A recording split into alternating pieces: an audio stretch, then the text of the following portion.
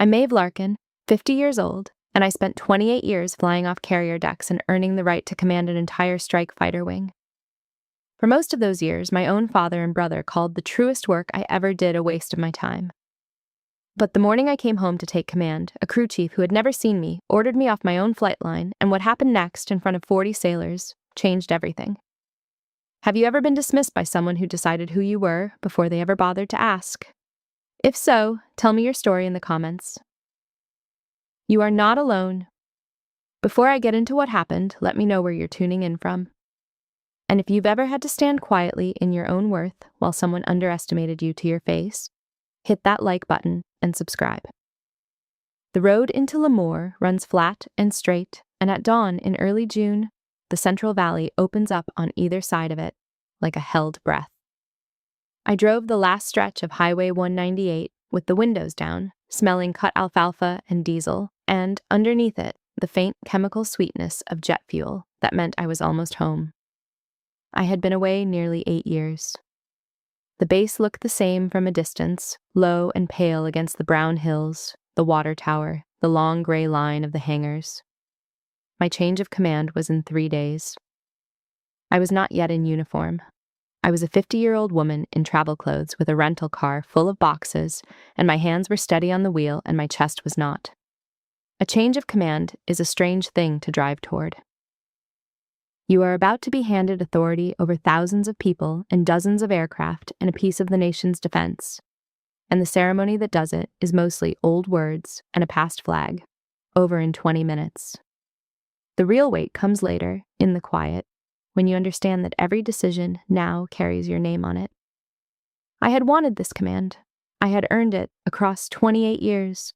And still, driving in that morning, the thing I felt most was not pride, but a kind of homecoming, because this was the base where I had learned the truth about myself, and I was returning to it as the person that truth had made. The Navy was about to make me Commodore of the wing. The dog was about to remind me who I had been all along. I did not yet know the second part was coming.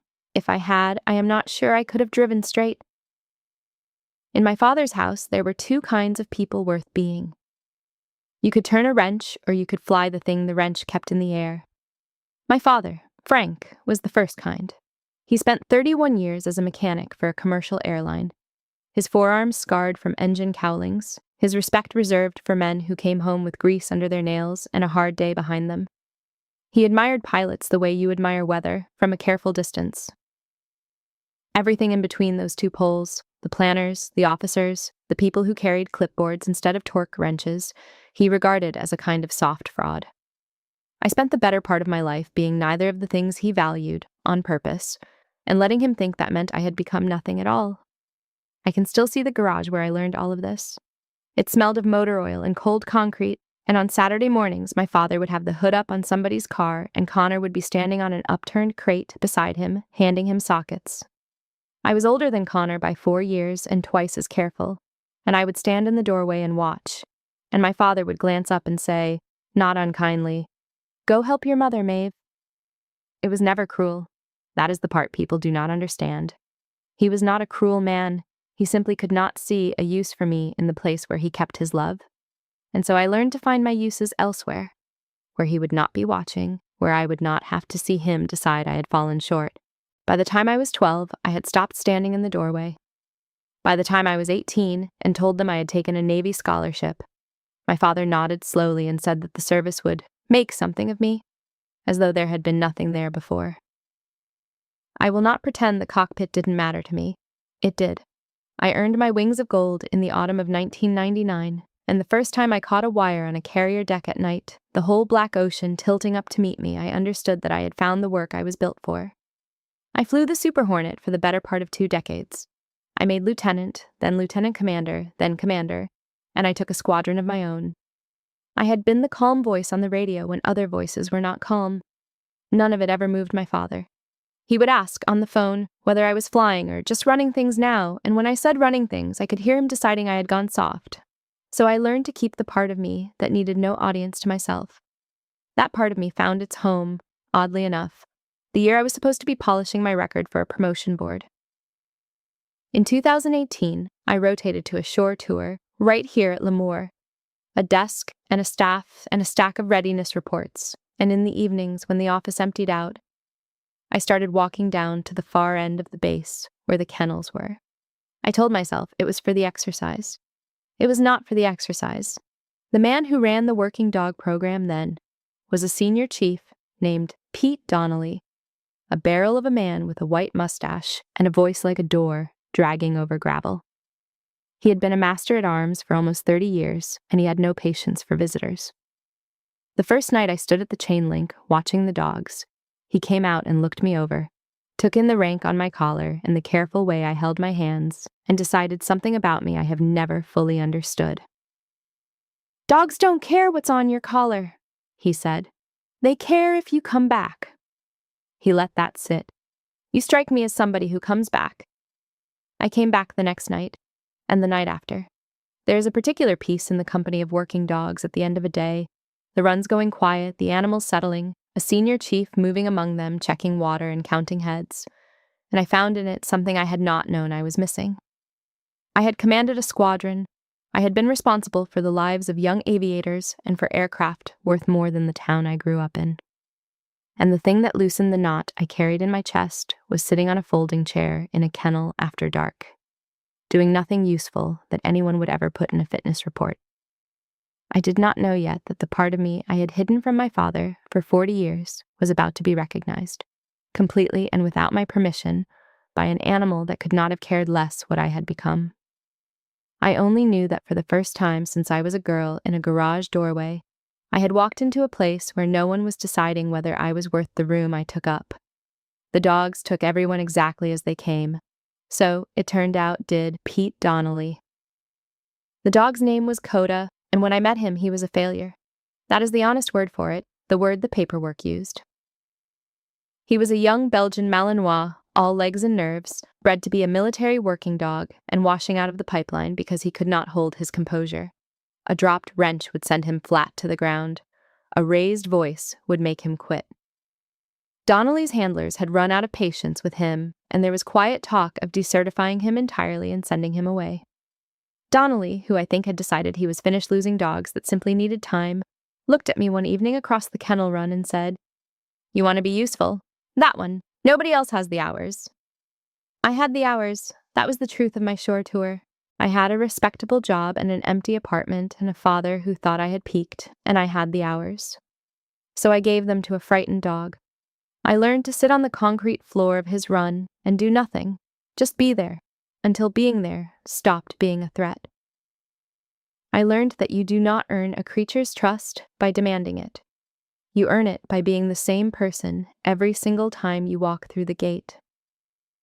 It is, I would tell you now, the only real lesson in leadership I have ever learned, and I learned it from a dog who flinched at his own shadow. It was slow work, and there's no way to make it sound dramatic because it was the opposite of dramatic. The first week, I simply sat outside his run and read paperwork aloud in a low voice, not to him exactly, just near him, so that the sound of a calm human became ordinary. The second week, he would come to the front of the run when I arrived. The third week, he let me clip a lead on without folding to the ground. I learned to keep my movements slow and my voice level and my expectations small, and I learned that the moment you start wanting a thing from a frightened creature faster than it can give it, you lose all the ground you gained. There is no shortcut. There is only the showing up. Donnelly watched me more than he let on. One evening he leaned on the fence and said, "You know why he's coming around? It isn't treats. Half my handlers think it's treats." He spat to the side. "It's that you're boring. You're the same boring every single night. A scared animal would trade anything for boring. So would a scared sailor, come to think of it." He looked at me sideways when he said it, and I understood he was telling me something about command, and I have never forgotten it. There was a night he got sick, some bad reaction to a vaccine, and he lay shivering and would not let the duty handler near him. They called me because I was the only one he tolerated. I drove in at 2 a.m. and sat on that cold floor with his head in my lap until the sun came up, and somewhere in those hours, something between us closed like a circuit. By the spring, he could hold a sit through a simulated firefight. By summer, he certified. I stood at the back of the kennel yard and watched him work, and I said nothing, and I let Donnelly take the credit because I did not do it to be seen. I made the mistake once of telling my family about him. I called home, and my mother, Ruth, asked what I had been doing with myself out in California, and before I could stop myself, I told her about the dog. There was a pause, and then my father's voice came over the line, because he had been listening on the other handset the way he always did. "You made commander," he said, "to go play with a dog. They're going to pass you over, Maeve. You understand that? You're out there walking dogs while other people are getting ahead." Behind him, I could hear my younger brother, Connor, laughing.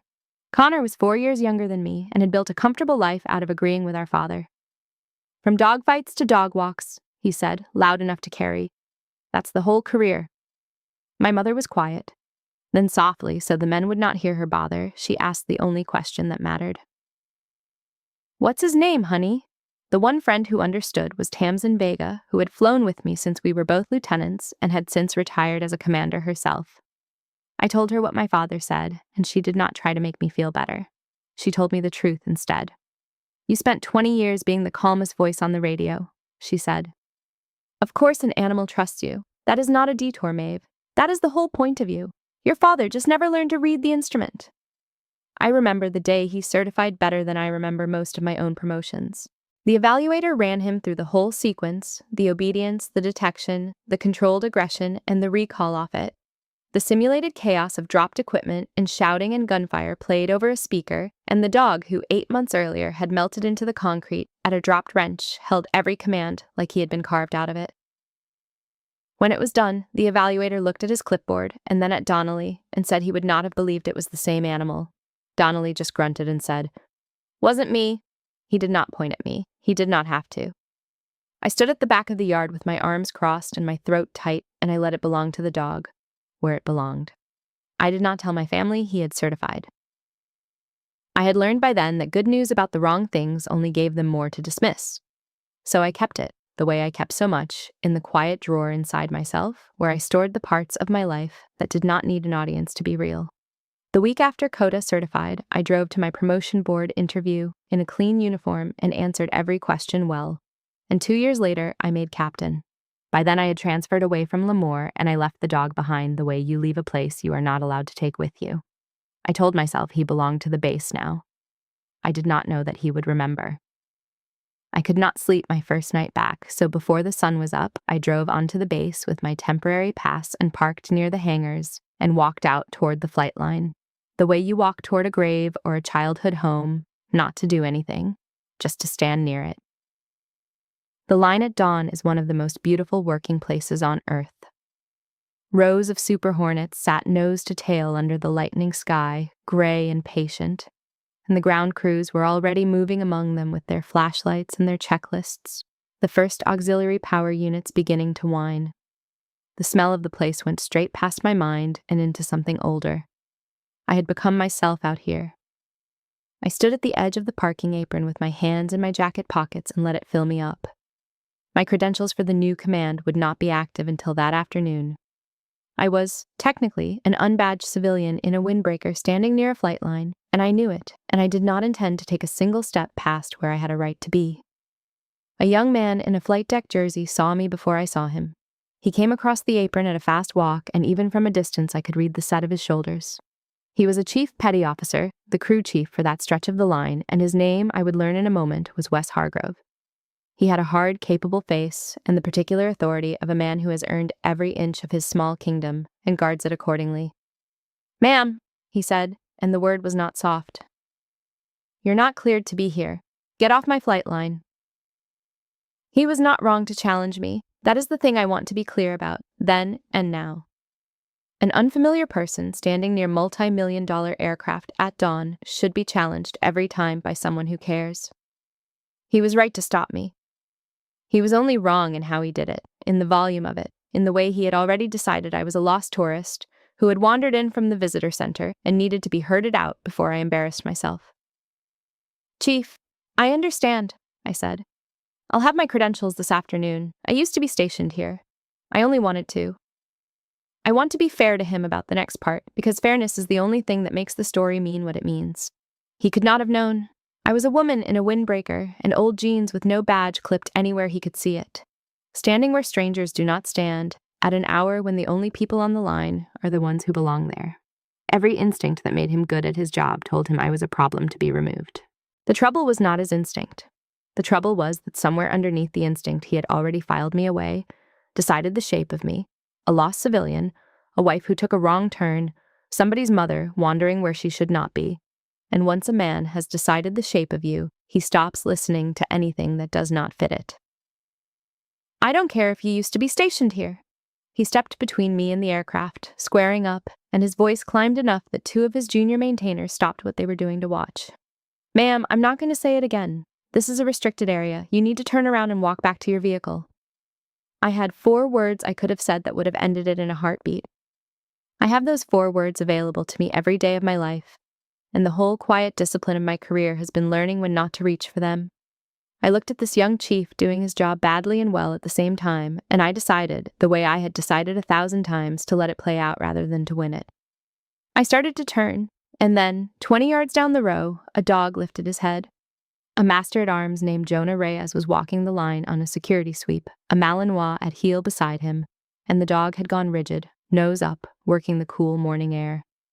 I did not recognize him at first. He was older, gray coming into the muzzle, heavier through the chest than the nervous young thing I had known. But he recognized me. He broke.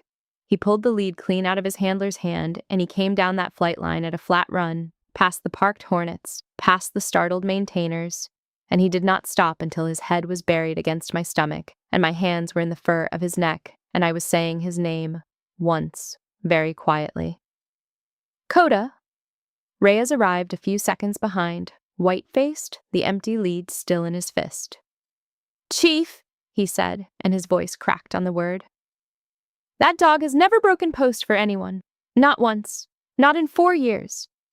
I knew him in an instant, the way you know a person's footstep in a hallway. The gray muzzle, the slightly heavier frame, but the same dog, unmistakably. The one I had sat with on the floor at 2 a.m. The one I had taught that the world was not going to fall on him every time a tool hit the deck. 8 years and a whole career had passed for both of us, and none of it mattered to him at all. He pushed his head into my hands and made the low sound he used to make in his run when he had finally decided the night was safe, and I felt something in my own chest give way that I had been holding closed since before I could remember. I knelt down on the cold apron with the dog leaning his whole weight into me, and I looked up at Hargrove, who had gone very still. The 2 maintainers were staring. Reyes was staring. The whole small theater of the flight line had stopped to watch a thing none of them could explain. An old working dog who did not break for treats or toys or strangers' choosing in front of all of them.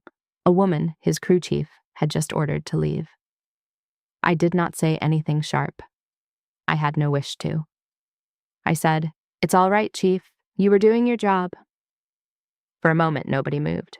The crew chief stood with his certainty draining out of his face, the maintainers frozen at their stations, the handler staring at his own dog as if the animal had spoken aloud. I stayed where I was, down on one knee, because the dog needed me to stay, and because I have never in my life felt less need to stand up and explain myself. I stayed down on that knee longer than I needed to. Part of it was the dog. Part of it was that I understood, even in the moment, that something rare was happening to me, and that I should not be in a hurry to leave it. For most of my life, the truth of who I was had been a thing I carried alone, unwitnessed, taking it on faith that it was real because no one around me would confirm it. And here, on a flight line at dawn, in front of a crew chief and 2 mechanics and a stunned young handler, the truth had stood up on 4 legs and announced itself without my asking. There are not many such moments in a life. I have learned to hold still inside them. It was Captain Gerald Easterling who broke the silence. He was the man I had come to relieve, the outgoing commodore of the wing, and he had come out to walk his line one last time, the way old commanders do. He came around the tail of an aircraft, took in the scene, the kneeling stranger, the dog, the rigid chief, and a slow smile crossed his face. "Captain Larkin," he said, loud enough to carry, holding out his hand to help me up. "I see Coda found you before I could." I will not soon forget Hargrove's face in that second. I watched him replay the last 90 seconds with new information loaded into every frame. The unbadged tourist in the windbreaker was Captain Maeve Larkin, the officer reporting to take command of the entire strike fighter wing he served in, the woman who in 3 days would be his commodore. I watched him understand it, and I watched the floor go out from under him. Here is what I have learned about moments like that one. They are a kind of test, and the test is not for the person who was wrong. The test is for the person who was right. I had every justification in the world to let Wes Hargrove stand there and drown. The crew was watching.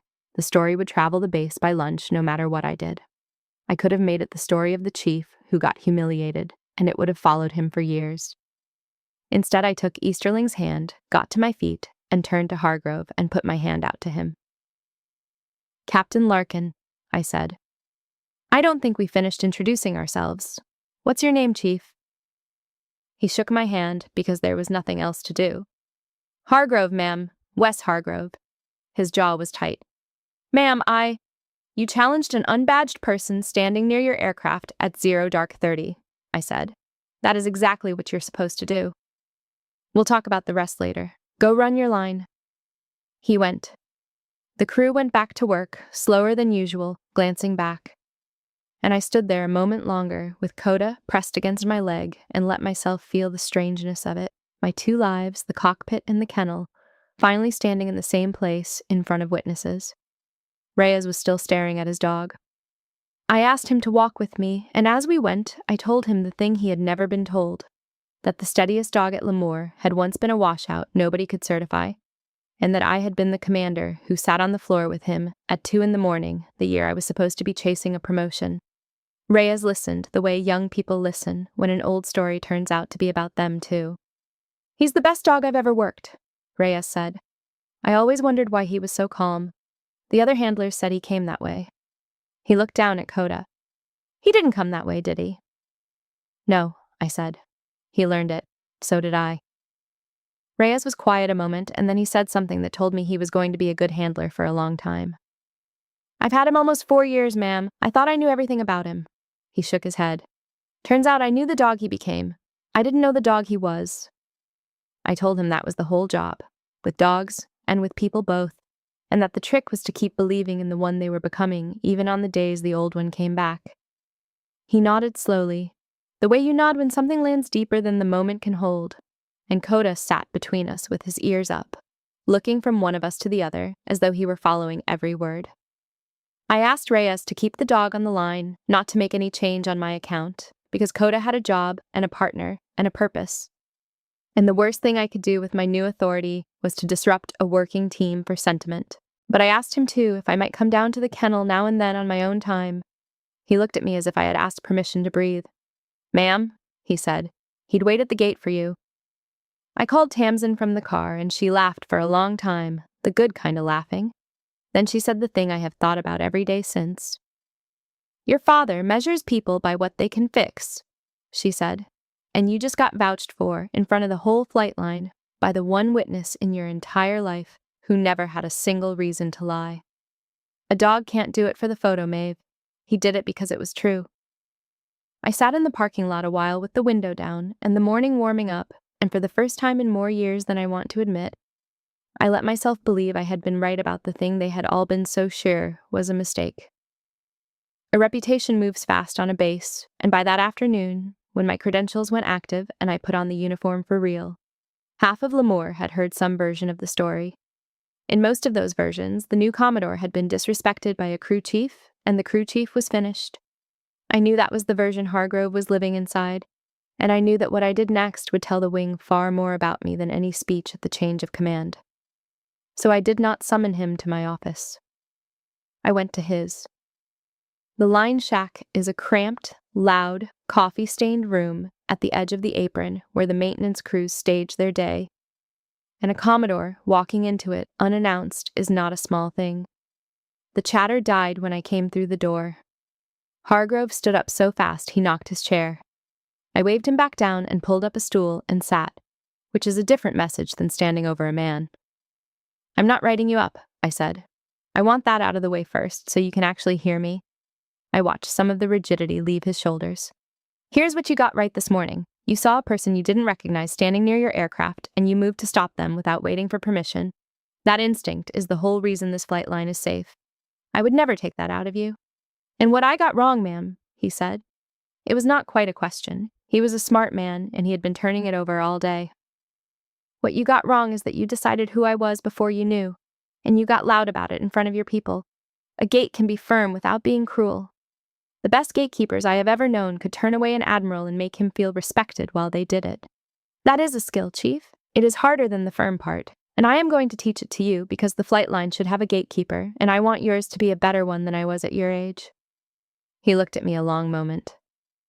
"You were like me," he said slowly. "I was exactly like you," I said. "I just had a senior chief who took the time. So now you have a commodore who will." I watched that reach him. There is a specific thing that happens in a proud man's face when he is braced for punishment and been handed responsibility instead. He does not relax exactly. He recalibrates. He starts trying to be worthy of the thing he was sure he was about to lose. Hargrove sat with it a moment, and then he asked in a lower voice the question that told me he was already more than I had feared, and less than I had hoped, which is to say, human. "Ma'am, the crew saw the whole thing. They saw me get it wrong." "How do I?" "You do your job in front of them tomorrow," I said. "And the day after, and the day after that, exactly as well as you have always done it. And you let them watch you get a little better at the part you got wrong. That is how, not with a speech. They will not remember the morning a dog embarrassed you. They will remember the month you spent becoming the best gate on this base. Give them that to remember." He nodded once, the way sailors do when an order is also a gift. I also went to work, quietly, on the things that had nothing to do with Hargrove. I arranged for Reyes and the kennel to be recognized at the next all-hands, and I started the paperwork to refurbish the working dog facility, which had been falling apart for a decade, and to put Donnelly's name on it. Pete had died 2 years before, in the winter of 2024, and I had flown in for the service and stood in the back and not spoken, because by then not speaking had become the way I loved people. I had regretted that silence every day since. A man had changed the course of my life with a single sentence at a chain-link fence, and I had repaid him by standing in the back of his funeral and letting strangers eulogize him. The kennel with his name on it was the speech I had failed to give. I made sure the lettering was right. I made sure the dates were right. I paid for part of it out of my own pocket, quietly, through the base foundation, because some debts are not the Navy's to settle. I thought about Reyes, too, and what the recognition would mean to a young handler who had spent 4 years caring for a remarkable animal in near anonymity. The handlers are the quiet professionals of any base, walking the perimeter at hours no one sees, trusted with weapons and dogs and the long boredom that keeps a place safe. Almost no one thanks them. I made certain that at the next all-hands, in front of the wing, the work of the kennel would be named out loud, and that the young man who had run down a flight line trying to catch a dog he could not have known was simply going home would stand up and be seen for the steadiness he showed every single day. Recognition costs a commander almost nothing, and it buys a sailor years of belief. It is the cheapest and most powerful tool we are given, and I am always astonished by how many leaders leave it in the drawer. Then I called my family because they were invited to the ceremony, and I had decided some things needed to be said before they came. Connor answered first, and the moment he heard the word Commodore, I could hear the calculation start. He had clients, he said, important people, and what a thing it would be to bring them to a military change of command, to be seen there. "You can come because you are my family," I told him, not to use it. Then my father took the phone and he congratulated me in his careful way, and then he said the thing he could not help saying, that it was a good thing I had gotten serious again after the year I wasted on that dog business, that it had, luckily, not sunk me. I had spent 50 years letting that kind of sentence pass. I did not let this one. "The dog business," I said, "is the part of all this I am most proud of. A working dog crossed an active flight line this morning to get to me in front of 40 sailors because of that year. So you can come to the ceremony because you are my father. But you will not call it a mistake in my house. If you cannot say something true about it, then please, say nothing at all." There was a long silence on the line. Then my mother's voice, from the other handset, very quiet. "I kept every one of your promotion notices, Maeve, in the drawer. He never opened it, but I did. I did not expect Wes Hargrove to change. People rarely do at 38, and certainly not because a senior officer was kind to them once. What I have learned is that you do not change a person. You make a door, and then you find out whether they will walk through it. He walked through it. It started small and prickly. He was, for the first few days, exactly the kind of defensive you would expect. Working a little too hard, speaking a little too crisply, the man determined to prove he had not needed anyone's mercy. I let him. Mercy that demands gratitude is not mercy, it is a loan. But somewhere in that first week, he stopped performing and started actually listening. And I watched it happen the day he came down to the kennel on his own time to learn what the place was. I was there with Reyes when Hargrove appeared at the chain link, out of his element among the runs and the smell of it, and asked, almost shyly, whether someone could tell him what the dogs actually did. Reyes walked him through it, the patrols, the explosives detection, the long, unglamorous discipline of it. And I watched the crew chief's face change as he understood that the animal that had embarrassed him was, in fact, one of the most highly trained working partners on the installation. I learned later from Reyes that Hargrove had come back to the kennel 3 more times that week, on his own, after his shifts. He asked to watch a training session. He asked what the dogs ate and how they were retired and what happened to them when they could no longer work.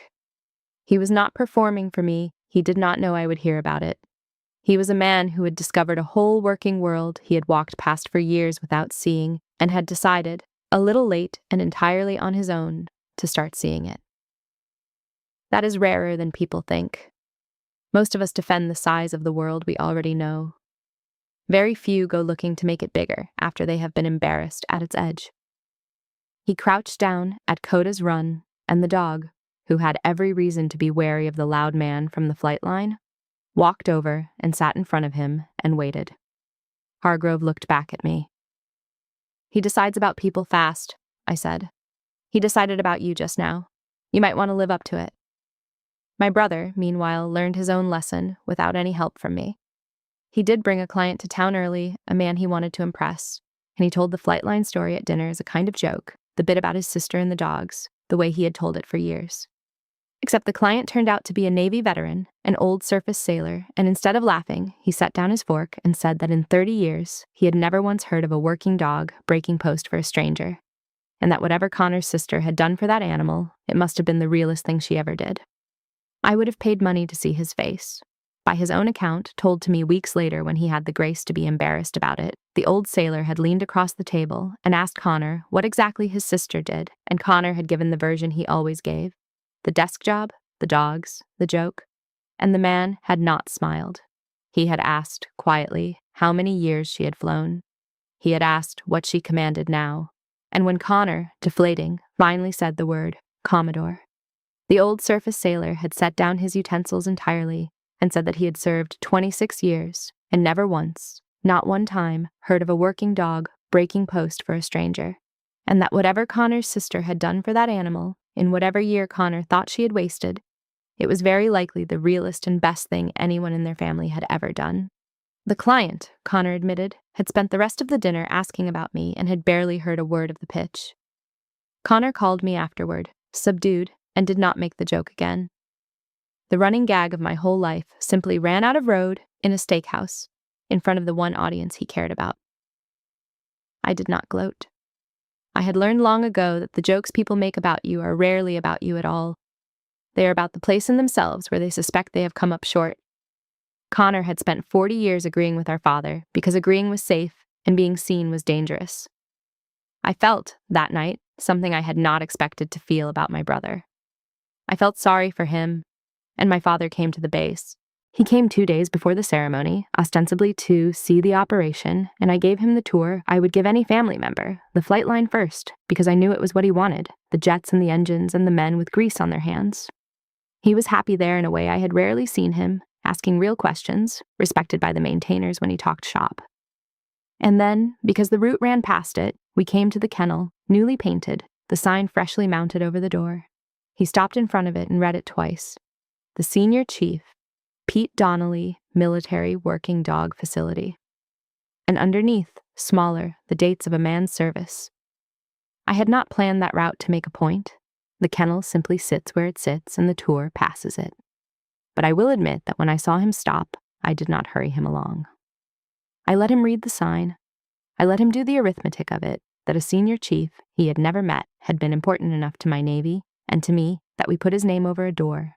and that the dog business he had spent 8 years calling a near miss in my career had been important enough that an institution he respected had carved it into the front of a building.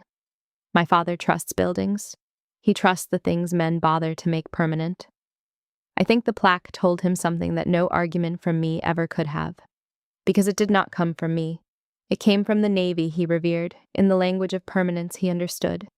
He did not say anything to me, but I watched him stand in front of that plaque a long time, longer than I expected, and then he turned, not to me, but to Reyes, who was nearby, and he asked in a voice I did not recognize what the dog had been like as a puppy. Trust, the real kind, is not restored by a single good moment. It is restored by a pattern, by a person doing the unglamorous thing again and again until you believe the first time was not an accident. Both of the men who had wronged me, the chief and my father, spent the days before the ceremony doing exactly that, and I watched, and I did not rush either of them. Hargrove came to me at the end of the week with something in his hand. He had written, on his own initiative, a 1-page challenge and greet protocol for the flight line. A simple thing. How to stop an unidentified person firmly and completely while still treating them like a human being who might turn out to be anyone. He had run it past his junior maintainers. He had, he told me, organized 6 of them to spend a weekend helping finish the kennel refurbishment, hauling and painting, because the dogs were, in his words, part of the line too, and I didn't know that a week ago. "This is good work, Chief," I told him, reading it over. "This is exactly the work." "Ma'am," he said, and then he stopped, and then he said it plainly, no flourish. "I'm sorry for how I talked to you that morning, not because of who you turned out to be, because of how I'd have talked to anybody." "I know," I said. "That's why I'm not worried about you anymore." And I meant it, and he heard that I meant it, and something settled between us that would hold for the rest of our time serving together. I have thought a great deal about why I did not punish Wes Hargrove, because I know there are people who would say I should have. That an officer who lets a public disrespect pass is teaching the whole base that the lines do not matter. I do not believe that. A reprimand would have cost him a great deal and taught him almost nothing, except that power, when it finally arrives, is used to settle scores. That is precisely the lesson I have spent my life refusing to learn from the people who outranked me, and I was not about to teach it on my first week in command. The flight line did not need to see me break a chief. It needed to see me build one. They are not the same thing, and a crew can always tell the difference. My father was harder, the way the people closest to us are always harder. The night before the ceremony, he came to where I was staying, and he sat at the small kitchen table, and he turned his coffee cup around and around in his scarred hands without drinking it.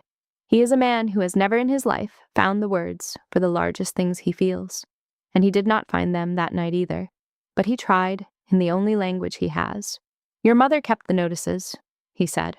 "All of them. In the drawer." He turned the cup. "I should have read them." It was not an apology. It was the closest thing to one that 50 years had ever produced, and I had long since stopped needing the words to be perfect. I told him what I needed, gently, because there was no longer any reason to be hard about it. I told him I was not asking him to understand jets, or dogs, or rank, or any of the things that had always stood between us like a wall of glass. I was only asking him to stop deciding which parts of me counted and which parts did not. I told him the dog and the cockpit were the same person, that the patience that made me good with one had made me good with the other, and that he had been looking at half of me for half a century and calling it the whole. I told him one more thing, because I had carried it a long time and the kitchen was quiet and he was, for once, listening. I told him that I had never needed him to be a different father. I had only needed him to be curious about the daughter he actually had, instead of disappointed in the one he had decided I should have been. I told him that curiosity cost nothing, that it would have cost him nothing to ask, even once, in 50 years, what the radio sounded like at night over the ocean, or why a frightened dog would choose me, and that the not asking had been the whole wound, not the wrenches, not the garage, not Connor on the crate. He sat with his coffee going cold, and he did not defend himself, which from him was its own kind of answer. He listened. He did not argue. And before he left, he did a small thing that undid me more than any speech could have. He took out his phone, awkwardly, the way men of his generation handle them, and he asked me to walk him back past the kennel, and he took a photograph of the plaque with Donnelly's name on it, the first picture of any of my work that my father ever chose, on his own, to keep. The morning of the change of command came up clear and hot, the way June mornings do in the valley, the hills already going gold by 7 o'clock. The ceremony would be held in one of the big hangars with a Super Hornet as the backdrop and the whole wing in formation, and I went down there before anyone else, while it was still cool and empty, and I walked the painted lines on the hangar floor in my service dress alone and took the measure of it. I thought about all of it standing in that empty hangar, the road in from the highway, the cold floor of the kennel at 2 a.m, my father's voice on the phone deciding I had gone soft, the flight line at dawn and the crew chief's hard, frightened, decent face, the dog coming down the row at a flat run. 28 years of letting the work speak, and now a morning when, for once, I would have to speak myself. Tamsin found me there. She had flown in the night before, and she came across the hangar floor in her civilian clothes and looked at me in my uniform for a moment without saying anything, the way old friends can. Then she reached into her pocket and took out a small, worn object and pinned it quietly to the inside of my coat where no one would see it. It was one of Donnelly's old kennel tags, a brass disc gone soft at the edges. She had asked his widow for it weeks before and said nothing, and saved it for this. I had to look away from her for a moment to keep my composure, and she let me because she has known me 30 years and knows exactly when not to speak. We had been lieutenants together when neither of us was sure we would be allowed to stay.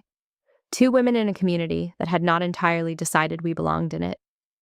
And we had kept each other in the cockpit through years when quitting would have been easier and more dignified than staying. There is no friendship like the one forged with the person who watched you nearly give up and refuse to let you. She had retired 3 years before me, and I knew that some part of standing in that hangar was hard for her, that the wing being mine meant it was not going to be hers, and she had set all of that aside and flown across the country to pin a dead man's brass to the inside of my coat so that I would not stand up alone. "So he's in the room," she said, and stepped back. "All right, go take your wing." The hangar filled. Reyes brought Coda in and settled him at the front, brushed and dignified, an honored guest. Hargrove and his crew had set the chairs, and they had done it not for show this time, but because they wanted the place to look right, and it did. And then my family came in, and I watched them from the side where I waited. My brother Connor, subdued, no clients with him, holding the program with both hands like a man at a service. My mother Ruth, with a small box under her arm. And my father, in the one good jacket he owned, standing just inside the door, looking at the rows of chairs and the great gray aircraft and the assembled wing, and not knowing, for once in his life, where a man like him was supposed to stand. Easterling came to find me a few minutes before we began. He looked tired and pleased, the way you do at the end of a good command. "It's yours in 20 minutes, he said. "The wing, the line, all of it." Then he frowned slightly, the way you do at a thing you cannot account for. "In 30 years, I have never seen a line crew change the way yours has in 1 week. That chief, those kids, they are walking differently. How did you do that, Maeve?" I thought about how to answer him honestly. The truth was not a technique. I had not motivated that crew with a program or a speech or a clever incentive. I had simply declined to humiliate a man who expected it. And then I had kept my word to him every day after, and the crew had watched both halves of that and drawn their own conclusions about the kind of officer they now worked for. People will give you almost anything once they are certain you will not use your power to make them small. That is the entire secret, and it is not a secret at all. And almost no one believes it until they have seen it work. I did not answer him. I only smiled, because the answer was the whole story, and the story was about to tell itself.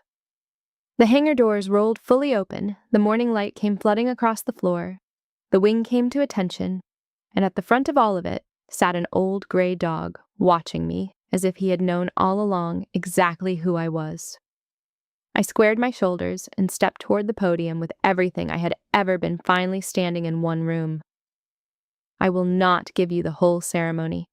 If you have seen one change of command, you know the shape of it. The orders read aloud in their formal language, the salutes, the careful handing of authority from one officer to another, like a lit candle passed in the dark. Easterling read his orders and gave his short remarks and turned to me, and I read mine, and in the space of a few sentences of 19th century Navy language, the strike fighter wing became mine. I felt the weight of it come down on my shoulders, real as a coat. And then the formation rendered honors, the whole wing snapping to the salute on the same flight line where, 3 days before, I had been ordered to turn around and go home. Somewhere in those ranks, Wes Hargrove stood at attention, steady and proud, and I returned the salute to all of them. Then I went to the podium, and I did not give the speech they were expecting. I had decided not to talk about myself. Instead, I told them about a dog. I told the assembled wing about a young Malinois who could not hold a sit, who flinched at dropped tools and quit at raised voices, who was 3 signatures away from being washed out of the Navy entirely. I told them about a senior chief named Pete Donnelly who refused to give up on dogs that only needed time, and who handed that dog to a commander who had nothing to offer him but hours. I told them that everything I knew about leading people, I had learned on a concrete floor at 2 a.m, from an animal who taught me that you earn trust by being the same person every time you come back.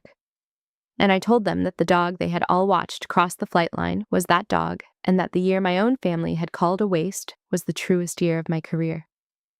I told them one more thing before I stepped back from the podium, because I wanted it to be the first idea I planted in a wing that was now mine.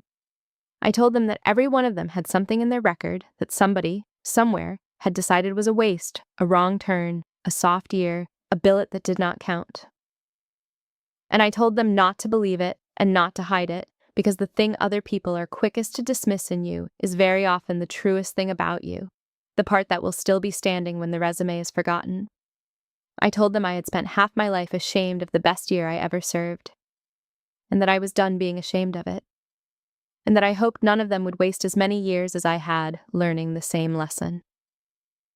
I recognized Reyes by name and the kennel, and I told them the facility now carried Donnelly's name and would carry it long after all of us had moved on.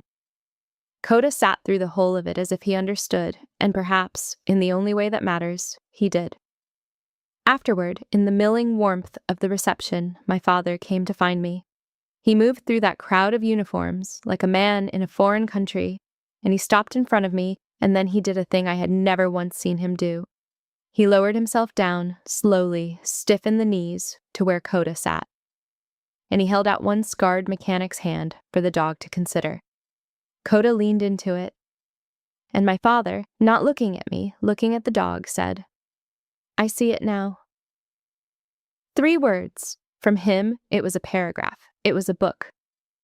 My mother gave me the box. It was an old shoebox, soft at the corners from handling, and inside were the notices, everyone, 50 years of them in the careful order she had kept them. My commissioning, my wings, every promotion, every change of station, a clipping from the base paper the year I took my squadron, a printout someone had made of the citation when I was decorated.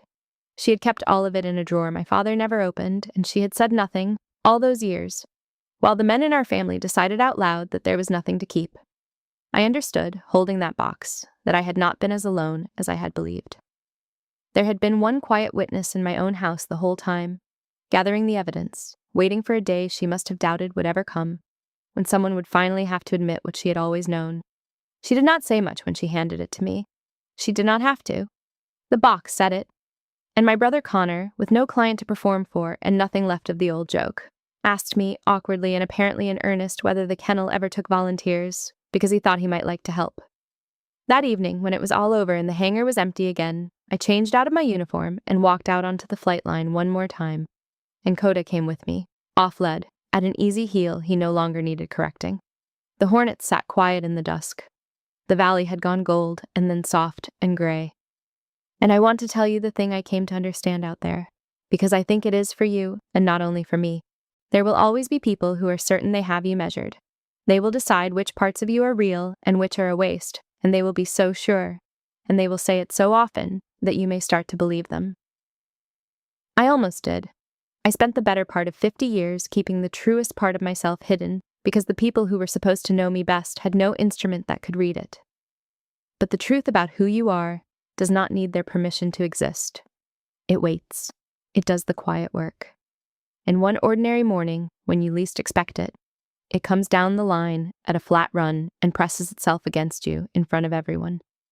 And there's nothing left for the doubters to do but finally see. The best revenge was never proving them wrong. It was outlasting their certainty and being right all along and having the grace to kneel down and say their names softly when they came running. If you've ever had a family that could only see half of you and decided the rest was a mistake, I'd love to hear about it in the comments. Did someone in your life dismiss the very thing that turned out to matter most? Was there one quiet person, the way my mother was, who saw you all along and never said so? And have you ever had an animal trust you in a way that people in your own house never quite did? Tell me.